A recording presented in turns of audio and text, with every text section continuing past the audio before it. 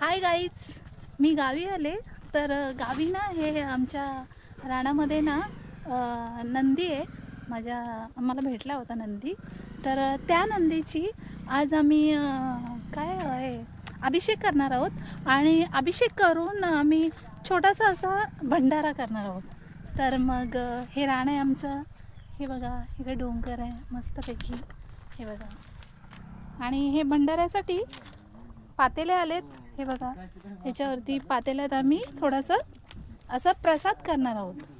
हे बघा, आणि आता आमच्या नंदीकडे जाऊया. हा आमचा नंदी. पुजारी आलेत, नंदीची अभिषेक करणार आहोत. तर हे आमचं नंदीचा खोरी इथे. ओके.